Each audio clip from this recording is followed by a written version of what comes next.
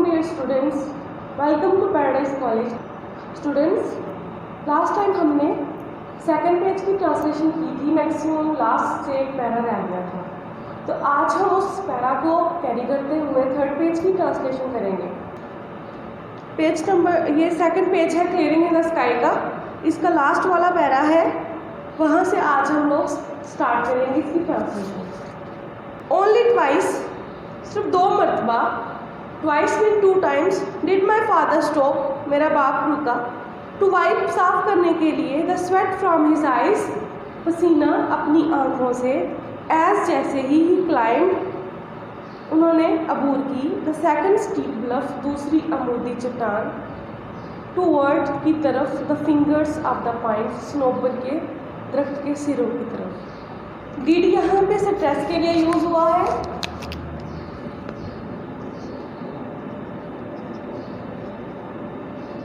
ये क्या है बच्चों? Modal verb. यहाँ पे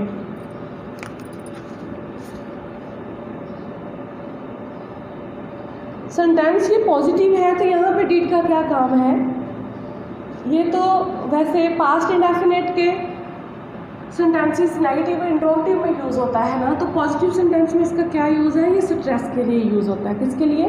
स्ट्रेस दे रहा है बात पे, as a modal verb use हो रहा है यहाँ पे कि महज 2 मरतबा मेरा बाप रुका, 2 मरतबा मेरा बाप रुका, तो इस बात पे स्ट्रेस दे रहा है। अब इसकी हम मुहावरा ट्रांसलेशन करते हैं। जैसे ही स्नोबर के सिरों की तरफ दूसरी अमूदी चट्टान को अबूर किया, मेरा बाप महज 2 मरतबा अपनी आंखों से पसीना साफ करने के लिए रुका। Bluff mean cliff, rock. We reached, हम पहुंच गए, द लाइमलेस ट्रंक्स, बगैर शाखों वाले तनों के पास, of these all straight pines, इन सारे सीधे स्नोबर के दरख्तों के, होज ब्रांचेस, जिनकी शाखें, रीच्ड टुवर्ड, पहुंची हुई थी, the blue depth of the sky, नीली आसमान की गहराई में, और the white cloud was now gone, अब सफ़ेद बादल जा चुका था। फिर रीच्ड, हम पहुंच गए, द लाइमलेस ट्रंक्स, बगैर शाखों के तनों के पास, of these tall straight pines, ये सारे जो सीधे स्नोबर के दरख्त थे, होज ब्रांचेस, जिनकी शाखें, रीच्ड पहुंचती थीं, toward the blue depth of the sky, आसमान की नीली गहराई में, और the white cloud was now gone, या सफ़ेद बादल अब जा चुका था। इसकी ट्रांसलेशन कैसे करेंगे? लाइमलेस मतलब ब्रांचलेस,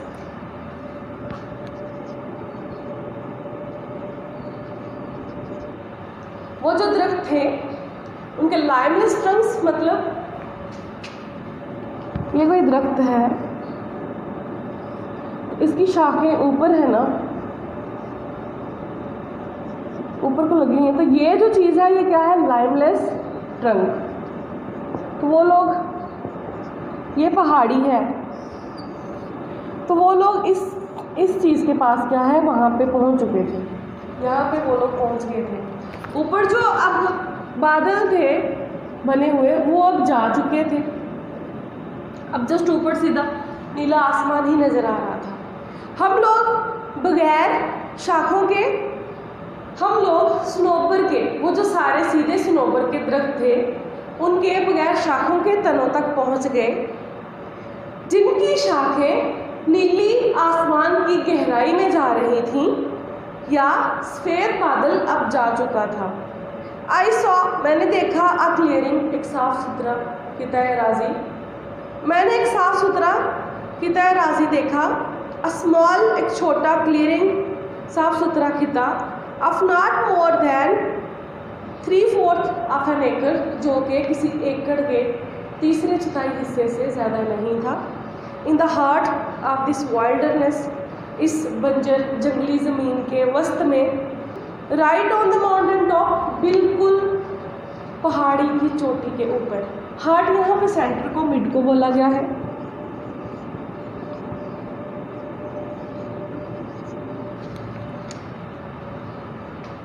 क्लियरिंग मतलब वो साफ़ सुथरा हिस्सा, यहाँ पे आई सॉ अ क्लियरिंग के बाद कॉमा का यूज़ हुआ है। तो ये यूज़ क्यों हुआ है कॉमा का? एक्सप्लेन करने के लिए। एक्सप्लेन करने के लिए दो चीज़ें यूज़ होती हैं, या तो कॉमा का यूज़ होता है या फिर हाइफन का यूज़ होता है।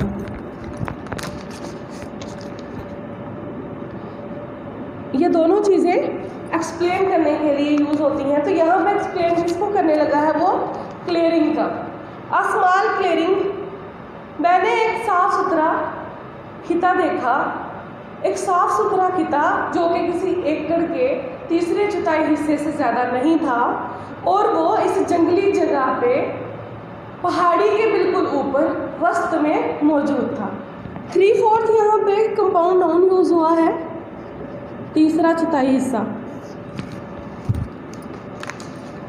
ये क्या है बच्चों? Compound noun.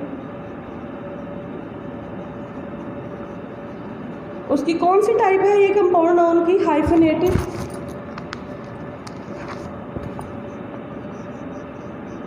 क्योंकि इसमें क्या यूज हुआ है? हाइफन का। नाउ अब यू आर कमिंग, तुम आ गए हो टू समथिंग सन, तुम कुछ देखने के लिए आ गए हो बेटे।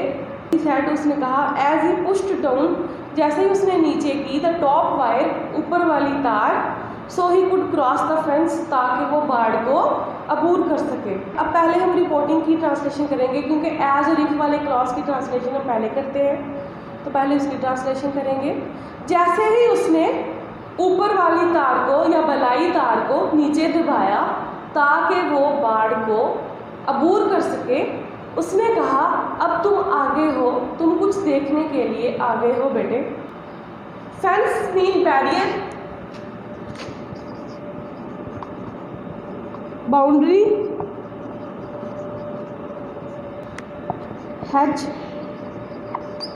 फेंस को अक्सर आप लोगों ने देहाती इलाकों में देखा होगा, खेतों के इर्द गिर्द लोहे की कांटे नुमा जो है ना वो तार लगाई होती है, ताकि कोई मवेशी वगैरह कैटल्स उसमें खेत को खराब ना कर सकें। दिस इज समथिंग, ये वो है आई वॉन्ट यू टू सी, जो मैं चाहता हूँ कि तुम देखो। अब यहाँ पे इन्फिनेटिव का यूज हुआ है टू सी, तो यू को हम टू सी के साथ मिला के पढ़ेंगे। ये वो है जो मैं चाहता हूँ कि तुम देखो, तुम देखो। Who did this? किसने किया ये? I asked, मैंने पूछा। I asked, मैंने पूछा किसने किया ये? Who cleared this land? किसने ये ज़मीन साफ की? And fenced it, और बाड़ लगाई। Fenced it against what? किसके खिलाफ बाड़ लगाई? I asked, मैंने पूछा किसने किया ये? किसने साफ किया इसको? किसने बाड़ लगाई और किसके खिलाफ बाड़ लगाई? ये सारे क्वेश्चंस वो रेज करता है। स्ट्रे कैटल, आवारा मवेशियों के लिए, if they ever get out of the pasture, कि वो गलती से भी इस जगह पे ना आ सकें। आवारा मवेशियों के लिए कि वो गलती से भी यहाँ ना आ सकें। ही आंसर्ड मी कर्टली, उसने थोड़ा जारहाना अंदाज में जवाब दिया। कर्टली मतलब रूडली, ब्लंटली।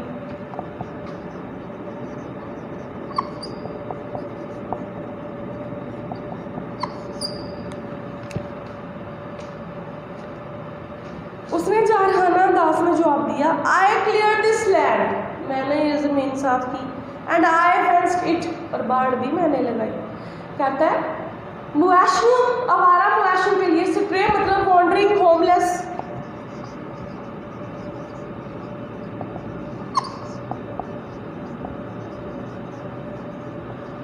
आवारा मवेशियों के खिलाफ बाड़ लगाई कि वो इस पैच में, इस खिते में दाखिल ना हो सके। मैंने साफ की ये ज़मीन और बाड़ भी मैंने लगाई। अब जारहाना अंदाज में जवाब देने का क्या मतलब था? भाई तुझे नहीं पता कि ये मैंने किया है? ज़ाहिर मैं तुम्हें इतनी दूर यहाँ पे लेके आया हूँ, तो ज़ाहिर मैंने किया है। तो इस वजह से उसने जो है उसको आंसर थोड़ा सा कट लीजिए। But why did you ever climb? आप क्यों इस पहाड़ी पे आते रहे? To this mountain top and do this, आप क्यों आए इस पहाड़ी की चोटी पे और क्यों किया ये? आई आस्क्ड हिम, मैंने उनसे पूछा आप क्यों हमेशा इस पहाड़ी की चोटी पे आए और इसको साफ किया? Look at the fertile land we have in the valley, नीचे वादी में, नशैबी वादी में हमारी ज़रख़ेज़ ज़मीन देखो, या हमारी ज़रख़ेज़ ज़मीन देखो उस वादी में। फर्टाइल, ही लॉफ्ड, उसने हंस के जवाब दिया फर्टाइल।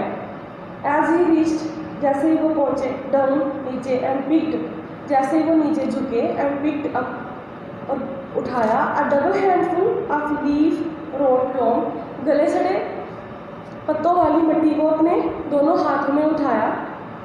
जैसे ही वो नीचे झुके और उन्होंने अपने दोनों हाथों में गले सड़े पत्तों वाली मिट्टी को उठाया, वो हंस के बोले ज़रख़ेज़, ऐसे हंस के बोलना तंज़ी अंदाज में, ज़रख़ेज़।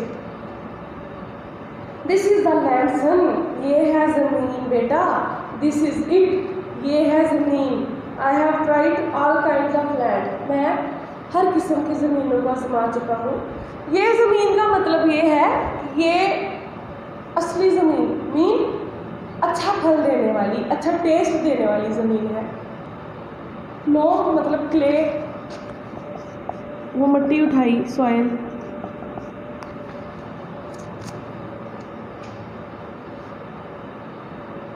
आई हैव ट्राइड का मतलब है टेस्ट करना, एग्जाम करना, मतलब आजमाना। कहता है मैंने हर किस्म की जो है ना वो ज़मीन को आजमाया है, लेकिन जो मुझे ये ज़मीन अच्छी लगी और कोई नहीं अच्छी लगी। Then he smelled the dirt, फिर उन्होंने मिट्टी को सूंघा। डर्ट यहाँ पे मतलब मिट्टी को बोला गया है। स्मेल्ड मतलब इनहेल करना। स्विफ्ट करना। He whiffed and whiffed, वो सूंघते गए the smell of this wild dirt, इस जंगली मिट्टी की खुशबू को, into his nostrils, अपने नथनों में वो इस जंगली मिट्टी की खुशबू को बार बार सूंघते गए। whiffed मतलब वही स्निफ करना, mean sniffed, smelled,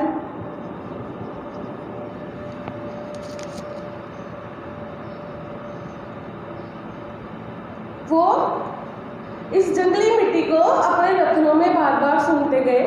just like fresh air, बिल्कुल ताज़ा हवा की तरह। ही सेड, उन्होंने कहा, as he let the dirt run between his fingers, जैसे ही उन्होंने मिट्टी को अपनी उंगलियों के दरम्यान में बहने दिया।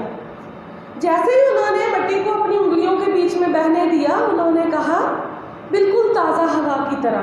लेट यहाँ पे बेयर इन्फिनिट का यूज़ हुआ है। लेट क्या है यहाँ पे? Bare infinitive. और जहाँ पे बेयर इन्फिनिट का यूज़ हो तो वहाँ पे फिर हम आगे टू का यूज़ नहीं करते। तो यहाँ पे देखिए, let the dirt, to run नहीं आएगा, बल्कि रन आगे उसकी फॉर्म आ गई है वर्ब की। क्यों? क्योंकि हमने लेट बेयर इन्फिनिट का यूज़ किया, तो फिर हम इन्फिनिटिव का यूज़ नहीं करते, टू का यूज़ नहीं करते। It's pleasant to touch too, छूने में भी खुशगवार है। ही एडिड, उन्होंने मज़ीद कहा, ये तो छूने में भी खुशगवार है। वो जो मिट्टी जो उन्होंने अपने दोनों डबल हैंडफुल मतलब दो हाथ भर के जो ऐसे मिट्टी पकड़ी हुई थी, उंगलियां खोल दी, तो वो मिट्टी जो है वो उनके उंगलियों के बीच में से नीचे बहना शुरू हो गई। तो उन्होंने कहा कि छूने में भी बहुत खुशगवार है। बट डैड, लेकिन बाबा, आई सेड, मैंने कहा, आगे लॉन्ग डैश मतलब बात करते करते रुक गया। I know what you think, मैं जानता हूँ तुम क्या सोचते हो। ही इंटरप्टेड, उन्होंने मेरी बात को काटा। इंटरप्ट करना, कटिंग करना, बीच में बोल पड़ना। ब्रेकिंग, डिसरप्ट, वो बीच में बोल पड़े। Your mother thinks the same thing, तुम्हारी माँ भी यही सोचती है। सेम थिंग मीन जो तुम सोचते हो। उन्होंने मेरी बात को काटा, मैं जानता हूँ तुम क्या सोचते हो, तुम्हारी माँ भी बिल्कुल ऐसे ही सोचती है। शी वॉन्डर्स, वो हैरान होती है। वॉन्डर्स वाई, क्यों? आई एवर क्लाइंब, मैं यहाँ आता रहा। दिस माउंटेन टॉप, इस पहाड़ी की चोटी पे। टू रेज, उगाने के लिए। माई पोटैटोज, आलू, यैम्स, कचालू, एंड टमाटोज, और टमाटर। मैं यहाँ पे अपने आलू, कचालू और टमाटर उगाने के लिए क्यों आता रहा? वॉन्डर्स में हैरान होना, amaze, अस्टनिश,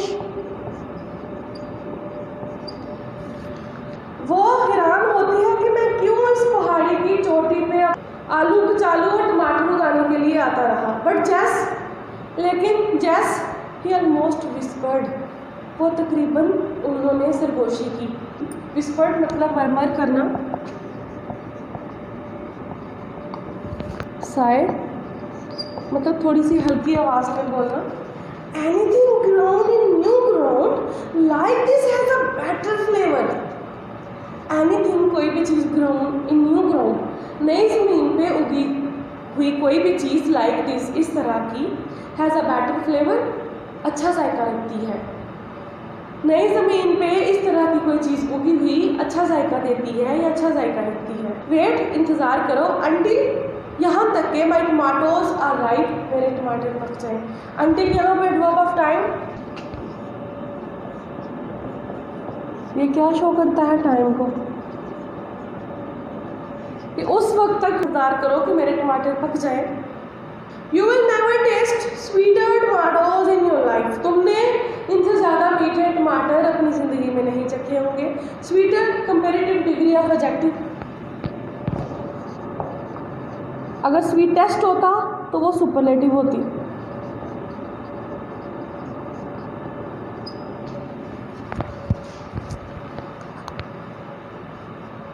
they will soon be ripe too, ये जल्दी पक जाएंगे, ये भी जल्दी पक जाएंगे।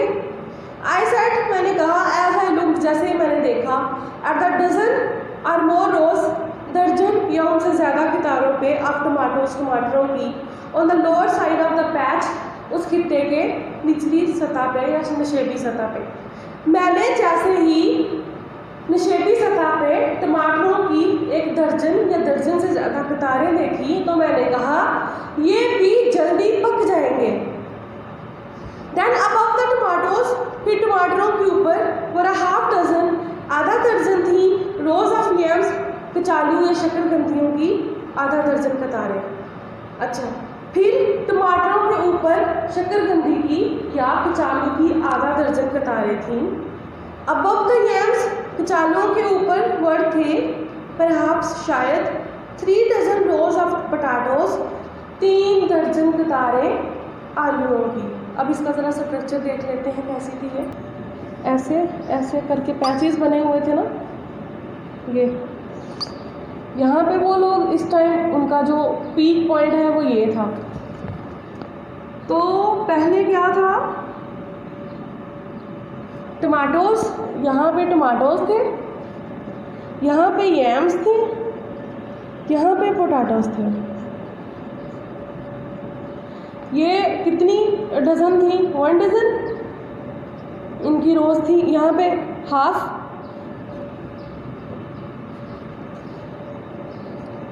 डजन और 3 डजन यहाँ पे। अब डजन, यहाँ पे डजन वर्ड क्यों नहीं यूज हुआ?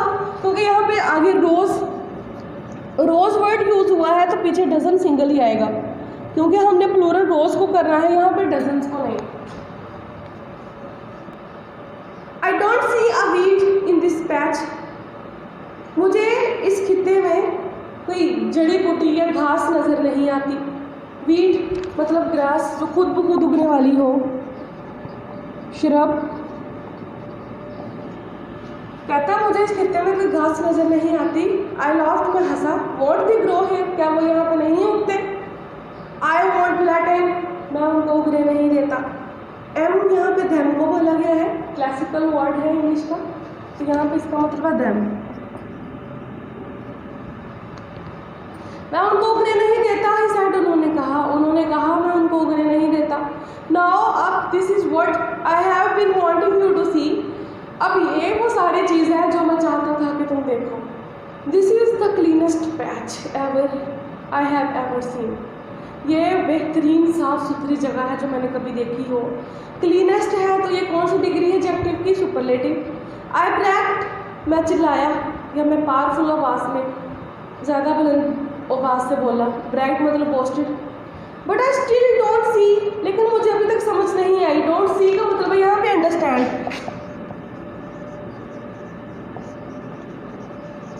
मैं अभी तक नहीं समझ पाया why you climb the top of this mountain to clear this patch. आप पहाड़ी की चोटी पे क्यों आते रहे इस खित्ते को साफ करने के लिए। एंड यू डिड, और आपने किया, ऑल दिस, ये सारी चीज़, अगेंस्ट योर डॉक्टर्स ऑर्डर्स, अपने मुआलजीन की तजावीज़ के ख़िलाफ़ जाके, और आपने ये सारा अपने मुआलजीन की तजावीज़ के ख़िलाफ़ जाके किया। तो कहता है कि मैं अभी तक नहीं समझा कि आप इस पहाड़ी की चोटी पे क्यों आते रहे इस खित्ते को साफ करने के लिए, और ये सब कुछ आपने अपने मुआलजीन की तजावीज़ के ख़िलाफ़ जाके कहा। मुआलजीन क्या कहते थे कि तुम घर से मत निकलो, हार्ट पेशेंट हो तो घर में रहो, ज़्यादा सफ़र ना करो। Which one, he asked laughing, उसने हंसते हुए कहा कौन सा, विच वन, कौन से वाला। यहाँ पे डॉक्टर को बोला गया है which one. Which one basically किसके लिए यूज़ होता है, विच वर्ड जो है वो नॉन लिविंग थिंग्स के लिए, इंसेक्ट्स वगैरह के लिए यूज़ होता है। तो यहाँ पे स्टाइरिकली डॉक्टर को विच वन बोला गया है, कौन से वाला, हंसते हुए। देन ही सैट डाउन, फिर वो बैठ गए और अब big okay stump, okay Shah बलूत, दरख्त, बड़े से दरख्त को बोलते हैं, स्टम्प उसका जो कटा हुआ तना होता है, मतलब क्लैंप, प्लोड, शाहे बलूत के कटे हुए तने पे बैठ गए। एंड और आई सैट डाउन, मैं भी बैठ गया, या मैं बैठ गया, ऑन अ स्मॉल, छोटे ब्लैक गम स्टम्प नियर हिम, छोटे काले गूंद वाले कटे हुए तने के ऊपर।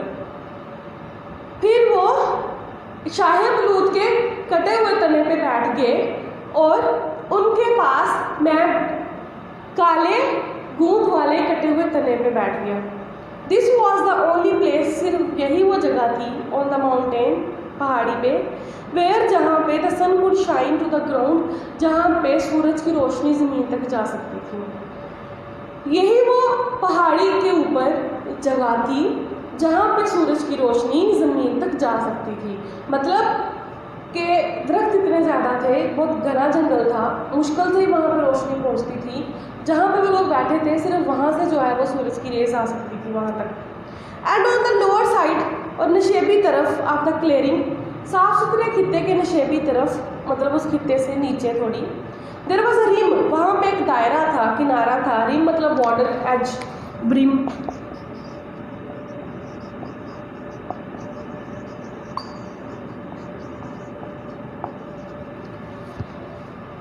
वहाँ पे एक दायरा था, अब शैडो, साए का, over the rows of dark, over the rows, कतारों के ऊपर, ऑफ डार्क, काले, स्टालवर्ट, मजबूत प्लांट्स, पौधों पे, लोडेड, जो कि लदे हुए थे, विद ग्रीन टमाटोज, सब टमाटरों के साथ। अब इसका हम बामुहावरा तर्जुमा देखते हैं। और इस खित्ते के नशीबी तरफ, अब प्रेडिकेट के लास्ट से स्टार्ट करते हैं, सब्ज रंग के लदे हुए टमाटरों के मजबूत पौधों की कतारों के ऊपर साए का एक दायरा बना हुआ था।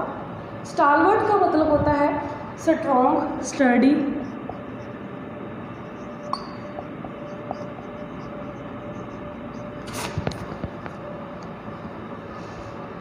तो इसकी ट्रांसलेशन कैसे होगी, और साफ सुथरे खित्ते के नशीबी तरफ सब्ज रंग के टमाटरों से लदे हुए मजबूत पौधों की कतार के ऊपर साए का एक दायरा बना हुआ था। What is the reason for your planting this patch up here? What is the reason, क्या वजह है for your planting, आपके ये सारी काश्तकारी करने की, this patch up here, यहाँ ऊपर, आपका मतलब है यहाँ ऊंचाई पे, यहाँ ऊंचाई पे काश्तकारी करने की इस खित्ते में आपकी क्या रीज़न है, क्या वजह है। आई आस्क्ड, मैंने पूछा। 20 times in my life, 20 दफ़ा मेरी ज़िंदगी में, ही सैड, वो बोले, ही सैड, वो बोले, 20 दफ़ा मेरी ज़िंदगी में, अ डॉक्टर हैज़ टोल्ड, एक मुआलिज ने मुझे कहा, मी टू गो होम, कि घर चले जाओ, या घर जाने का। 20 दफ़ा मेरी ज़िंदगी में एक डॉक्टर ने, एक मुआलिज ने मुझे घर जाने को कहा, and be with my family, और अपनी फैमिली, अपने कुंबे के साथ रहने को कहा, as long as I could, जितने अरसे तक मैं रह सकता था। कहता है कि डॉक्टर ने, एक मुआलिज ने 20 दफ़ा मेरी ज़िंदगी में मुझे घर जाने को कहा, और कहा कि अपने कुंबे के साथ वक्त गुजारो जितना कि मैं गुजार सकता था। If the doctors he said, उसने कहा, विंकिंग एट मी, मेरी तरफ आंख से इशारा करते हुए, मेरी तरफ आंख से इशारा करते हुए कहा, अगर तो डॉक्टर्स सच्चे थे, ये सही कहते थे, I have cheated death many times, तो मैंने मौत को कई दफ़ा चीट किया है, धोखा दिया है। तो मैंने मौत को कई दफ़ा धोखा दिया है। चीटेड मतलब डिसीव करना, बिगवाइल।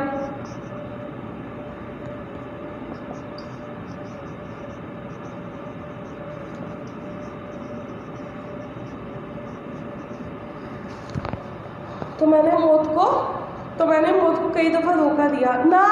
अब I have reach the years, मैं उन सालों में पहुंच गया हूँ।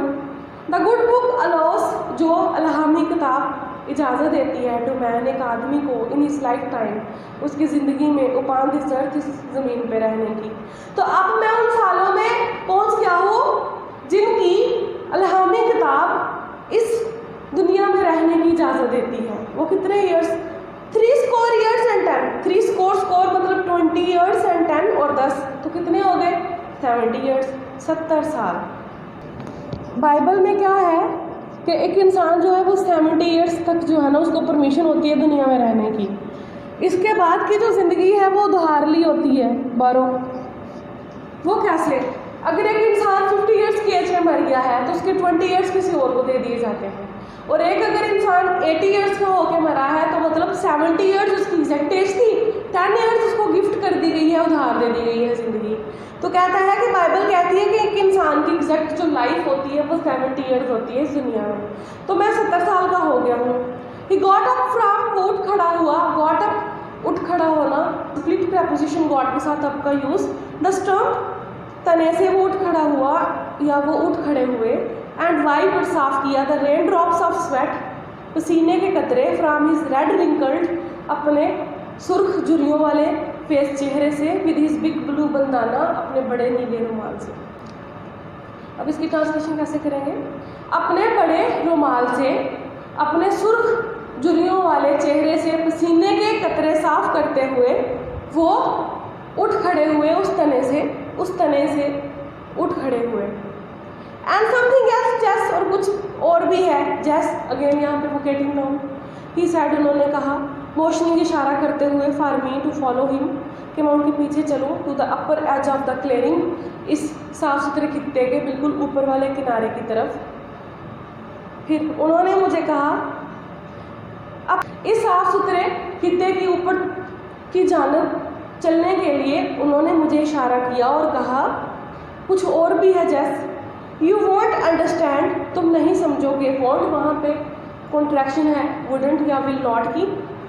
अंटिल, यहाँ तक के यू रीच 3 score and 10, जब तक तुम 70 साल के नहीं हो जाते। आफ्टर दीज ईयर्स, इन सालों के बाद, योर टाइम इज़ बारोड, तुम्हारी जो ज़िंदगी है वो उधार ली होती है। तुम ये तब तक नहीं समझोगे जब तक तुम 70 साल के नहीं हो जाते। 70 साल के बाद तुम्हारी जो ज़िंदगी है वो उधार ली होती है, उधार वाली होती है। And when you live on that kind of time, और जब तुम इस तरह के वक्त में ज़िंदगी गुजारते हो। दैट काइंड, कौन सी टाइम? मतलब 70 साल के बाद जो उधार लिया गया टाइम होता है, उसमें अगर तुम जब ज़िंदगी गुजारते हो, समथिंग गोज़ बैक, तो तुम्हें कुछ पीछे की याद दिलाती है। गोज़ बैक, तुम्हें पास्ट, तुम्हें माजी याद आता है। कहता है कि जब तुम इस तरह के वक्त में ज़िंदगी गुजारते हो तो तुम्हें माजी याद आता है। किस तरह का वक्त? 70 साल के बाद का जो उधार लिया गया वक्त है वो। Something I can not explain, कुछ ऐसा जो मैं तुम्हें वजाहत नहीं कर सकता।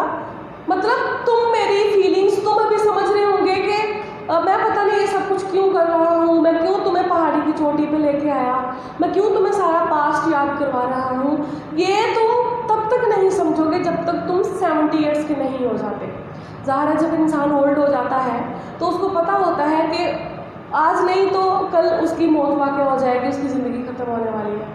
जो इंसान ज़िंदगी गुजारता है, आगे की तरफ बढ़ता है, तो उसको एक अनसर्टेनिटी पैदा होती है उसके माइंड में, बेयकीनी सी, कि पता नहीं कब जो है वो हमारा वक्त आ जाए मौत का।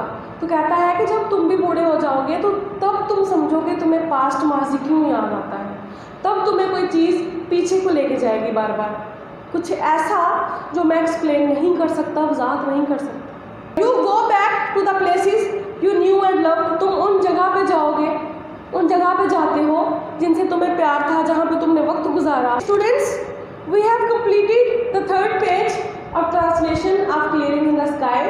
अब हम देखते हैं इनमें क्वेश्चन कौन कौन सा बनता है। क्वेश्चन है, हमारा फर्स्ट क्वेश्चन है, what have the doctors told the old man.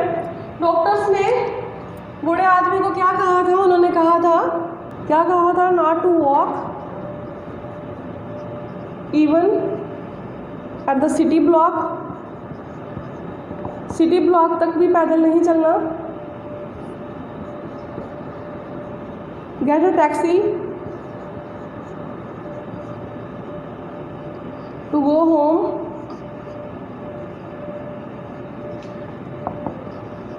But he walked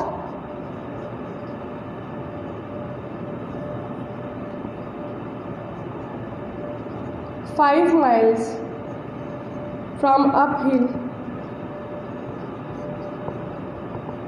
to reach his home. Doctors ने कहा था उसको not to walk even at the length of city block, get a taxi to go home, but he walked 5 miles from uphill to reach his home. आप लोगों का काम क्या है? इसको, ये पास्ट में पूछा गया है तो इसको पास्ट में कन्वर्ट करके सेंटेंसेस में लिखना है। नेक्स्ट क्वेश्चन है हमारा, where did the old man take his son. बूढ़ा आदमी अपने बेटे को कहाँ पे ले गया? वो कहाँ पे ले गया? Took his son at the top of mountain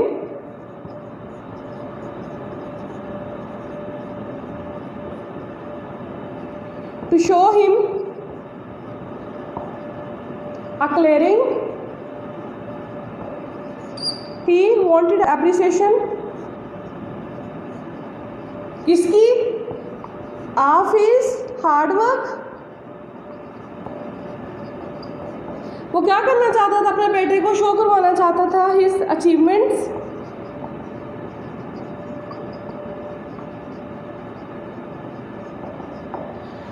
तो बूढ़ा आदमी अपने बेटे को कहाँ लेके गया था? He took his son at the top of mountain to show him a clearing. He wanted to get appreciation of his hard work and he wanted to show his achievements to his son. तो ये है हमारा answer. लिखा मैंने points में है लेकिन बोला मैंने सेंटेंसेस में है।